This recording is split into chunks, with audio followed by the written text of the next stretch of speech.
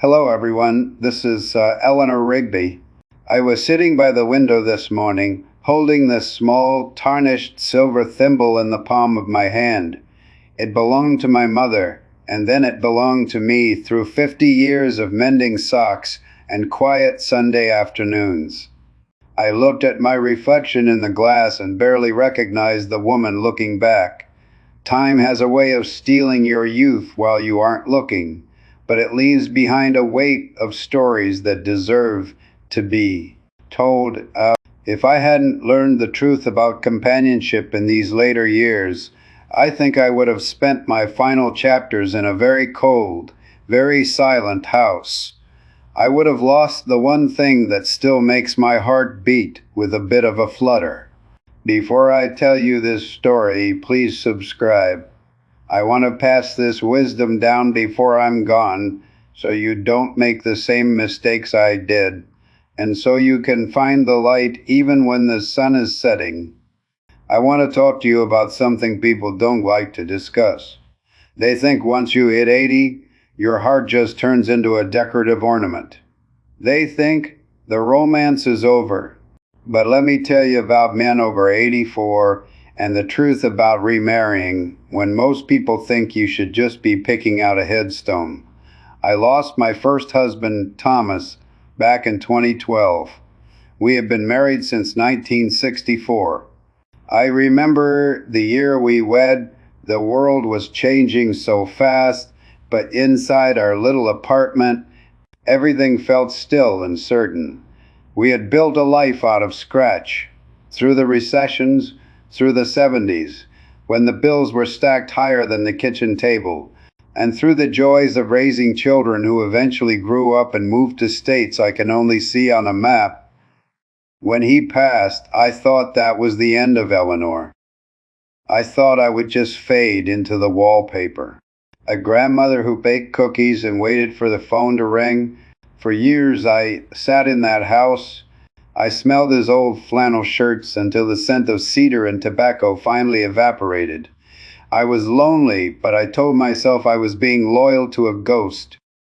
Then, 3 years ago, when I was 82, I met Arthur at a community garden. He was 84 at the time. He was leaning over a patch of withered tomatoes, grumbling to himself about the soil pH. He looked up at me, squinting through thick glasses, and said, "The dirt doesn't listen like it used to." I laughed. It was the first time I had laughed from my stomach in a decade. We started talking. We talked about the war. We talked about how milk used to be delivered in glass bottles, and we talked about the terrifying speed of the modern world. But then Arthur asked me to dinner. My daughter was horrified. She said, "Mom, you're 82 years old. What on earth are you doing dating a man who is nearly 85? It's undignified." I almost listened to her. I almost stayed home. But I looked at that silver thimble and I thought about how life is meant to be used, not tucked away in a drawer to stay shiny. The truth about men over 84 is that they aren't looking for a trophy, and they aren't looking for a whirlwind. They are looking for a witness. When Arthur and I started spending time together, I realized that at this age, marriage isn't about building a future. It's about honoring the past while refusing to let the present slip away. We decided to get married last year. I was 84 and he was 86. People whispered. They thought it was a legal arrangement or a matter of health care. It wasn't. It was about the fact that at 2 in the morning, when the house creaks and the shadows look a little too long, it is a holy thing to have a hand to reach out and touch. I remember a night shortly after we wed. Arthur was struggling with his memory a bit. He sat on the edge of the bed looking at his hands, and he said, "Eleanor, I'm afraid I'm just a burden to you. I'm an old man with more yesterday than tomorrow. Why did you marry me?" I sat down next to him. I could smell the peppermint tea he had before bed.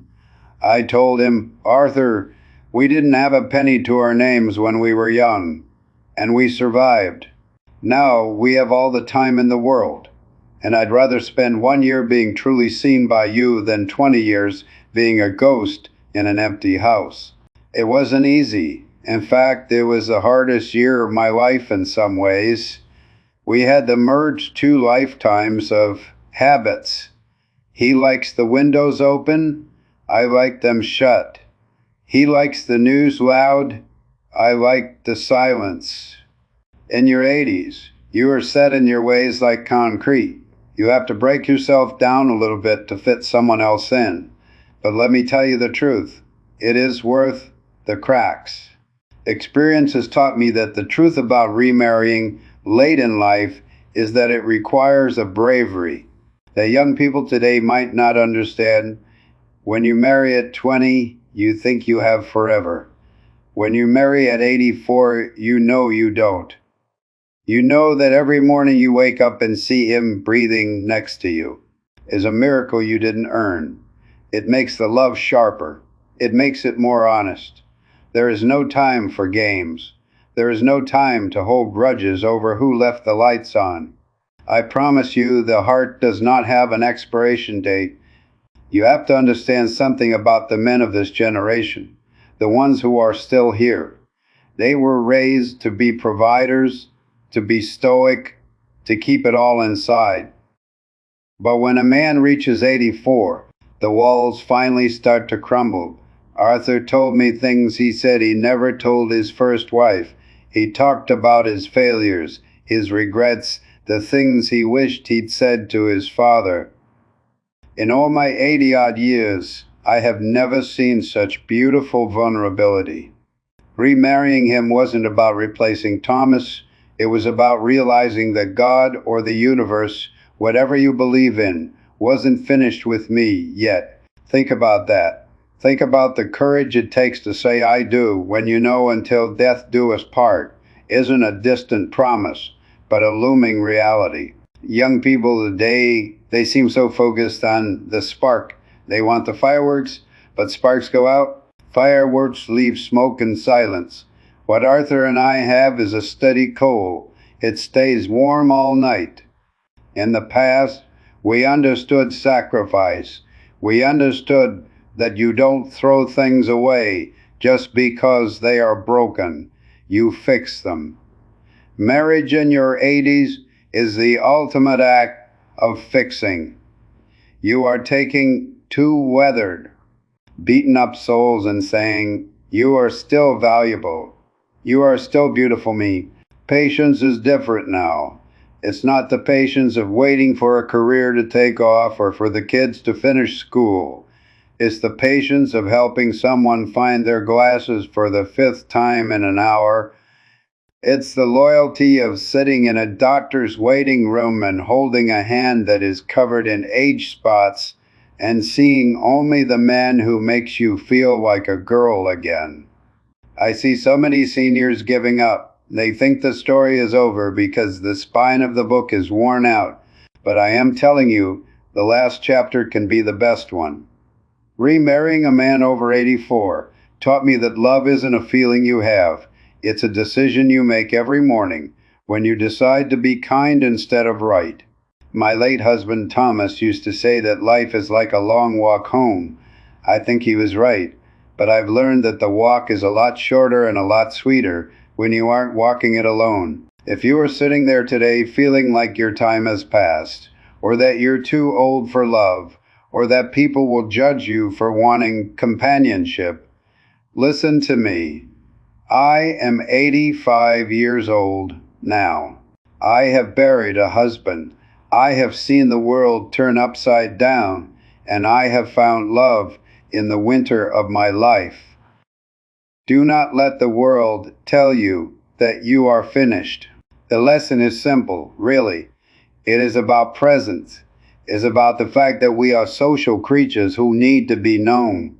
Whether you are 24 or 84, the human soul craves the same thing, to be seen, to be heard, and to be loved for exactly who we are, wrinkles and all. I wish for your happiness.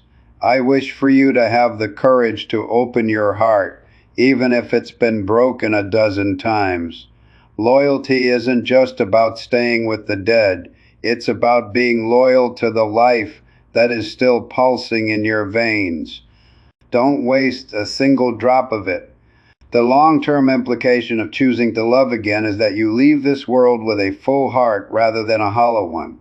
You show your children and your grandchildren that life doesn't end until it actually ends. You show them that hope is the only thing stronger than age. Thanks for listening to An Old Soul. Subscribe, share this with someone you love, and cherish them while they are here.